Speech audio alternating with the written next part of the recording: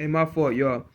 All right, y'all. So as you can see, I ain't got the headband on. It's your boy Bruce Leroy, man. I just wanted to quickly talk about this Darius Slay and Chauncey Gardner-Johnson situation that just came about.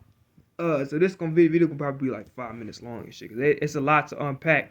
Cause I originally recorded just like the Chauncey Gardner-Johnson shit, but then he said something about Jalen Hurts. Now, just real quick, for those of y'all that have been watching my Eagles content on the weekly during the season, I was I was going crazy on Darius Slay. I ain't even gonna hold you. Like, he did some shit where he went on a pot on the list. I don't give a fuck what relationship that he got with goddamn Michael Parsons. He a op to the end of the motherfucking season. So to make it matters worse, you on a podcast with the op. Now you get into a point where the guy that you speaking to, he don't really fuck with your teammate like that. It's not like a beef, but like, it's somewhat of a dislike. And he say something, and you start laughing with the dude. So that was it. And then like you said, there's some other shit these last couple years that kind of maybe give you the side. Like he's a good player and all, but some of the decisions he makes, some of the shit that he say on the podcast is crazy. So it's been brought to my attention this morning, and it's some things that's been kind of unraveling. I'm just literally I'm just finding out about this as the day goes along. So the first thing he said was, he went back on a podcast, which honestly at this point in time, I'm gonna keep it real with you. He a grown ass man. He can do what he want to do, but he gotta chill off these fucking podcasts because it's making him look really, really fucking bad. I ain't gonna hold you.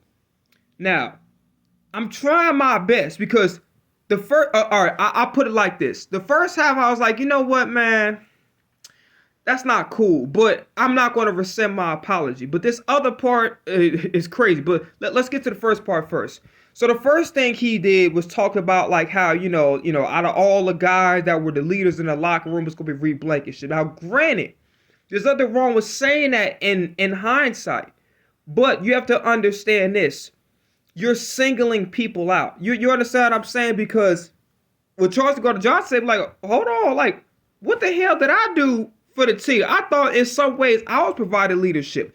What about the other guys on the team that also will feel slighted? You know what I'm saying? You can't just designate somebody to be a leader, especially when you got so many voices and so many guys contributed to that thing. Somebody's going to feel a certain type of way. And here's another thing at the end of the day, and I don't know if this happened, but there's a good thing. There's a good chance that it didn't happen.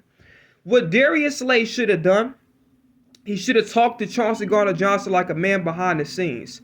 Because what he did with Michael Parsons being on that podcast, that was some foul ass shit. You just don't do that. So I don't know if he just acted like he never had a conversation. He just kind of brushed it under the rug. But that's some shit you got to address and have that conversation with him man to man. You don't just leave that shit just like unsettled like that. So right then and there, that kind of rubbed me the wrong way. But, I was like, you know what? I don't like that's not a wise decision. He should have probably should have kept that to himself.